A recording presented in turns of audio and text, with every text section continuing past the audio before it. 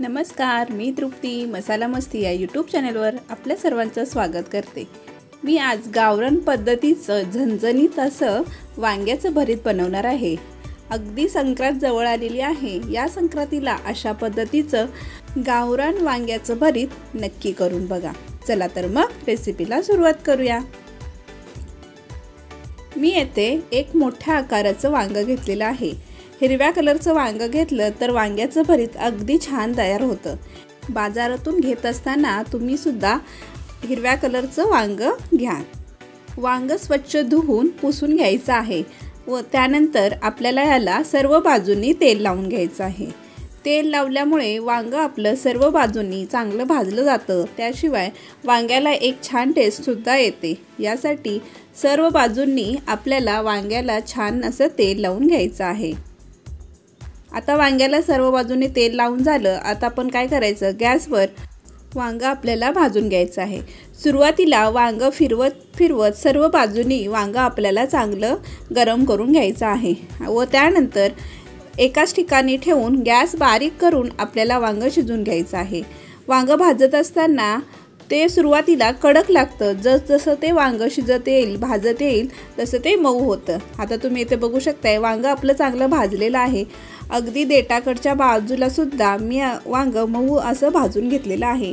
वांग सर्व बाजूनी भाजलेलं आहे। आता आपण हे गॅस बंद करू आणि वांग बाजूला काढून घेऊया। वांग आता एका प्लेटमध्ये काढून घेतलेलं आहे। वांग थोडं गार झाल्यानंतर वांग्याच्या वरचा साल आपल्याला काढून घ्यायचा आहे। गरम गरम वांग्याचं साल काढत असाल तर काय होतं, वांग्याचा गर सुद्धा सालासोबत येतो। थोडं कोमट असतानाच आपण हे वांग्याचं साल काढून घेणार आहे। अशा पद्धतीने संपूर्ण आपलं वांग्याचं साल काढून घेतलेलं आहे।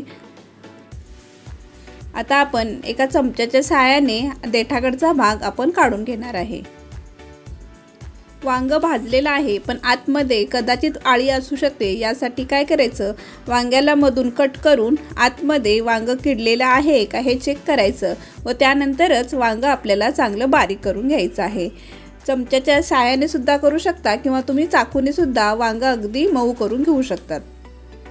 आज आपण भरीत कढईत न करता तव्यावर करणार आहे। मी माझ्याकडे असणारा भिड्याचा तवा गॅसवर गरम करून घेतलेला आहे।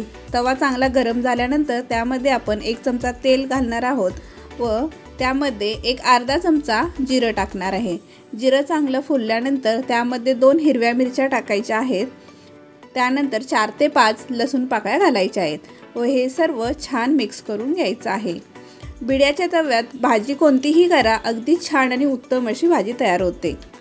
आता याच्यामध्ये मी एक मध्यम आकाराचा बारीक चिरून घेतलेला कांदा घातलेला आहे। हा सुद्धा आपल्याला थोडा मऊ होईपर्यंत तेलामध्ये छान परतून घ्यायचा आहे। आता याच्यामध्ये भरपूर अशी कोथिंबीर आणि अर्धा चमचा हळद घातलेली आहे। हे सर्व तेलामध्ये परतून घेऊया आणि मग याच्यामध्ये घालूया वांग। आता हे वांग याच्यात घातल्यानंतर आपल्याला चांगलं परतून घ्यायचं आहे। जोपर्यंत वांग आपलं तव्याला चिकटत नाही तोपर्यंत हे वांग आपल्याला चांगलं याच्यामध्ये परतून घ्यायचं आहे, जेणेकरून वांग्याची टेस्ट अगदी उत्तम होते। आता चवीनुसार याच्यामध्ये मी अर्धा चमचा मीठ घातलेलं आहे व अर्धा चमचा याच्यामध्ये मी लाल मिरची पावडर घालणार आहे।